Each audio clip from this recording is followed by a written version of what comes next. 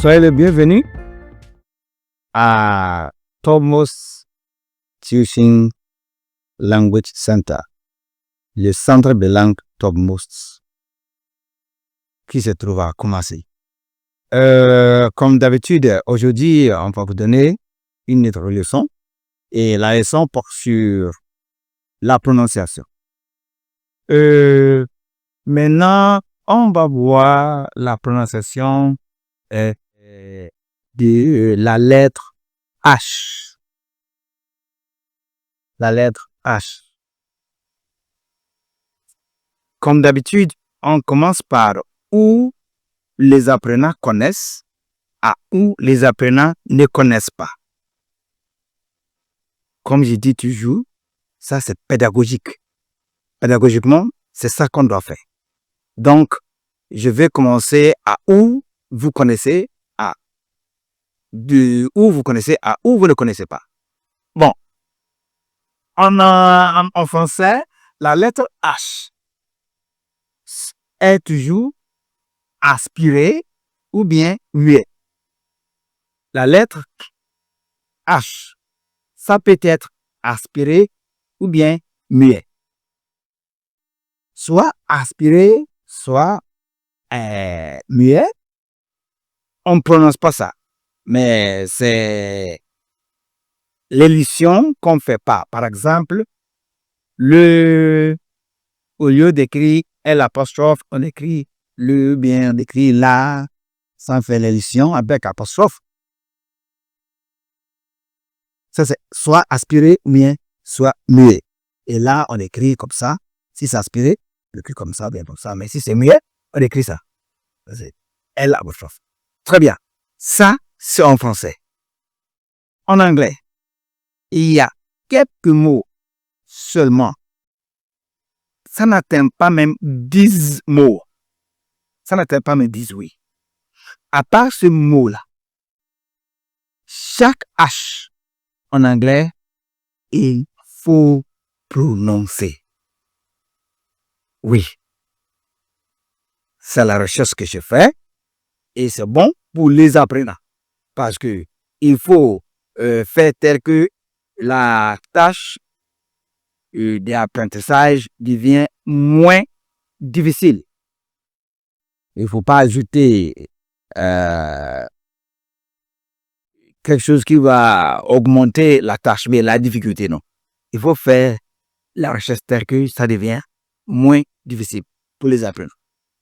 Donc, il va vous donner ce mot-là. À part ce mot, tous les H que vous allez rencontrer, vous allez croiser, vous allez prononcer ce H. Et c'est ça. Allons-y donc au tableau. Et il y a 1, 2, 3, ou bien, il va prononcer ça après. Ne vous inquiétez pas. Il veut tout prononcer. Bon.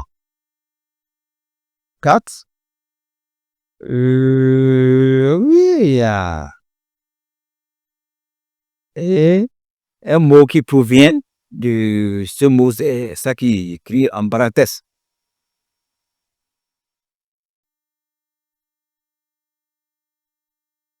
Pour le moment, on a 1, 2, 3, 4, 5, 6.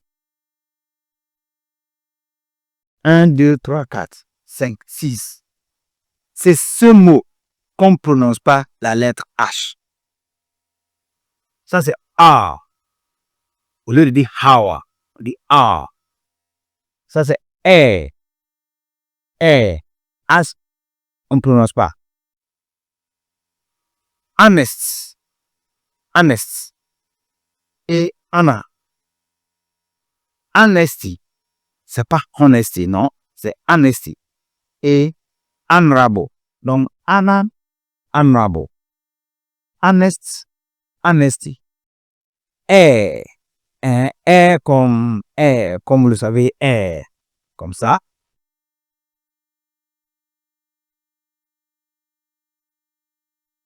Oui, comme ça. R.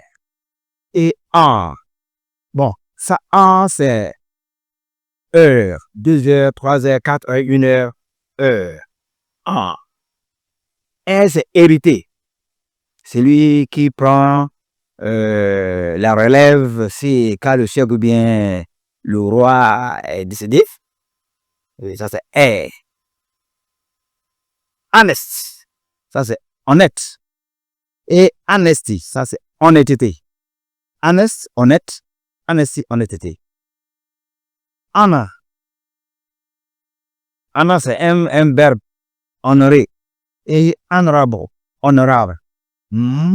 Honorable. Honorable. Ça existe même en français, hein, juste comme ça. Oui. Mais c'est ça qui est honoré. Mais honorable, c'est honorable. Honorable. Honorable. C'est pas honorable. On ne prononce pas. À part ceci, chaque H que vous allez rencontrer, vous allez prononcer. Par exemple, vous pouvez choisir n'importe quoi. Par exemple, ça, on ne dit pas happy. Non, on dit happy. Au lieu de dire happy. Non. C'est en français, selon la recherche, on a constaté que on a remarqué que H, on ne prononce pas H en français. S'il y a H qu'on prononce, vous pouvez pardonner. Mais selon ce que je connais, H, on ne prononce pas en français. Soit aspiré, soit muet. Mais en français, en anglais, il faut prononcer H. C'est ça qu'on ne prononce pas. 1, 2, 3, 4, avec ça et ça. 6, 7. Sans ça, les H, il faut prononcer. Donc, happy. Happy. Ça, c'est hen. C'est pas N. Non. Hen. Si j'écris, ça, c'est pas house. C'est house. House. On prononce ça. Donc, ici, on prononce. Ici, on prononce. Ici, on prononce. Il faut bien garder ça. Ici, c'est Topmost Teaching Language Center qui se trouve au Ghana à Kumasi. Merci beaucoup. S'il y a une question à poser, il faut nous envoyer ça. Il y a des liens après le cours. Il faut suivre et il faut nous contacter. S'il y a un problème, s'il y a une question à poser, il faut le faire. Merci beaucoup. Merci pour moi. Au revoir. Bye bye.